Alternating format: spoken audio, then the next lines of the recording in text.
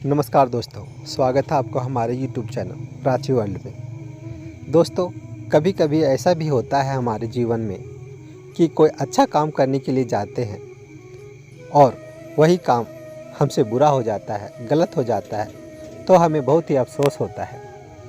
ऐसा ही एक छोटी सी कहानी है दोस्तों। चलिए सुनते हैं एक छोटी सी कहानी। मैं गोपाल कुमार। एक बार की बात है दोस्तों, कैलाश पर्वत पर जो हमारे भगवान शिव जी हैं, वो सभी देवी देवताओं को एक विशेष कार्य के लिए आमंत्रित किए। तो सभी देवी देवता अपने अपने वाहक पर सवार होकर कैलाश पर्वत जाने लगे। सबसे पहले भगवान विष्णु अपने गरुड़ पे सवार होकर कैलाश पर्वत गए और भगवान शिव से मिलने गए। जब भगवान विष्णु शिव भगवान से मिलने गए, तब गरुड़ ने सोचा कि क्यों ना कैलाश पर्वत का आनंद लिया जाए, घूमा जाए। वह चारों तरफ घूमने लगे। थोड़ी देर के बाद माता लक्ष्मी आई अपने उल्लू पे सवार होके। गणेश भगवान अपने मूषक पे सवार होके आए। कार्तिक भगवान मोर पे सवार होके आए। माँ दुर्गा अपनी शेर पे सवार होके आई। शनिदेव आए कौवे पे सवार होके। ब्रह्मदेव आए हंस पे सवार होके। भगवान सूर्य आए अपने 5 घोड़ों के रथ पे सवार होके। कुबेर अपने पुष्पक विमान पे सवार होके आए। इंद्रदेव अपने ऐरावत पे सवार होके आए। गरुड़ वहाँ पे खड़ा होकर सभी को प्रणाम कर रहा था। सभी देवी देवता आए जा रहे थे और सभा में शामिल हो रहे थे। वहाँ पे एक छोटी सी पक्षी भी थी जो कैलाश पर्वत का आनंद ले रही थी, वहाँ का दृश्य का आनंद ले रही थी। फिर थोड़ी देर के बाद यमराज आए अपने भैंस पे सवार होके, और यमराज ने उस छोटी सी चिड़िया को बहुत गौर से देखा। गरुड़ ने यमराज को भी प्रणाम किया। उसके बाद यमराज शिव जी के सभा में शामिल होने चले गए।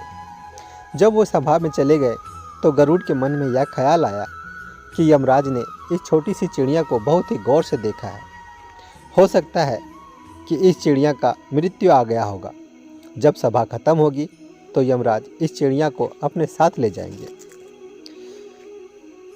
गरुड़ ने सोचा कि क्यों न इस चिड़िया को जान बचाया जाए। अगर इस चिड़िया को हम यहाँ से हजारों मील दूर छोड़ देंगे तो इस चिड़िया की जान बच जाएगी। ऐसे भी हमारा उड़ने का ताकत बहुत ही तेज है। हम कुछ ही क्षणों में हजारों मील दूर तय कर सकते हैं। जब तक यह सभा समाप्त होगी तब तक हम इस चिड़िया को हजारों मील दूर छोड़कर आ जाएंगे। गरुड़ ने ऐसा ही किया।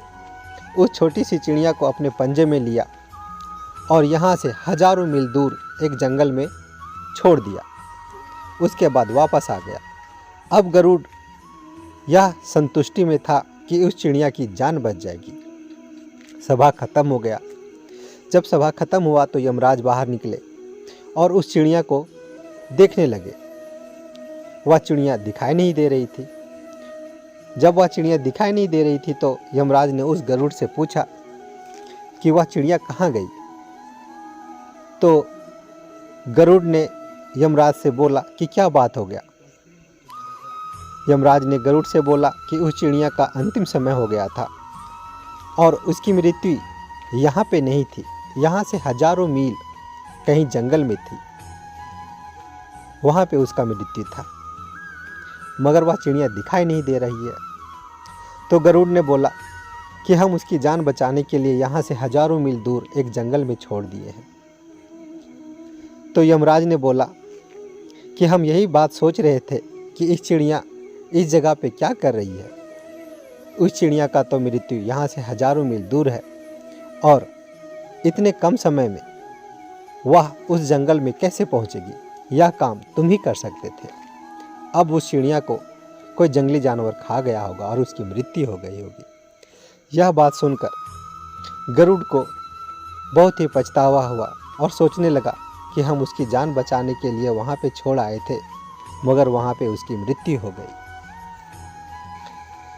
कहने का मतलब है दोस्तों कि जब कोई भी जीव या कोई भी इंसान इस दुनिया में जन्म लेता है तो उसका जन्म और मृत्यु निश्चित रहती है कि उसकी मृत्यु कहाँ होगी, कैसे होगी, और वह होके ही रहता है।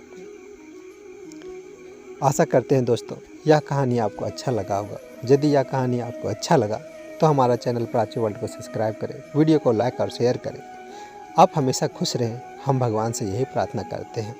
यह वीडियो देखने के लिए आपको बहुत बहुत धन्यवाद।